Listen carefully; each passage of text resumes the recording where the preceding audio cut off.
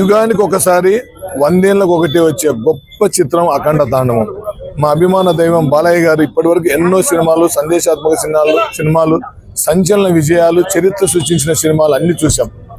ఆ రోజు అన్న నందమూరి తారక రామారావు గారు మహాభారతం, రామాయణం, ఈ పురాణాలు, వేదాలు, సాంస్క్రిట్ తెలియని వారు కూడా రాముడు అంటే ఎలా ఉంటాడు, కృష్ణుడు అంటే ఎలా ఉంటాడు అని ఆ రోజు ఆయన చేసిన అద్భుతమైన పాత్రలతో ఇవాళ వరకు ఒక గట్టి పునాది పడింది.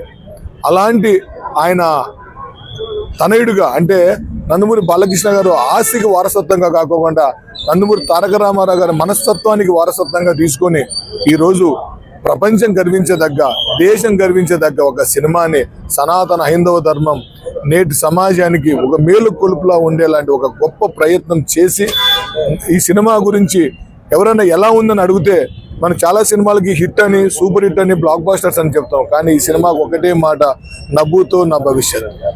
ఇది కేవలం బాలయ్య గారు మాత్రమే చేయగల పాత్ర. అందుకే ఆ పరమేశ్వరుడు బాలకృష్ణ గారితోనే ఈ సినిమాను చేయించుకున్నాడు.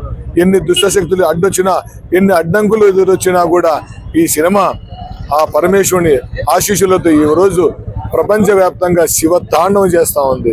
నిజంగా ఇలాంటి గొప్ప సినిమాని చేసినందుకు బాలయ్య బాబు అభిమానిగా మేము అందరం ఉన్నందుకు గర్వపడుతూ ఇంత అద్భుత విషయాన్ని అందించిన బోయపాటి శ్రీను గారికి, మ్యూజిక్ మా ఎన్బికే తమ్మన్ గారికి, అందరికీ, నిర్మాతలకి, ప్రతి ఒక్కరికి పేరు పేరున అభిమానులు అందరి తరపున జై బాలయ్య, జై అఖండ.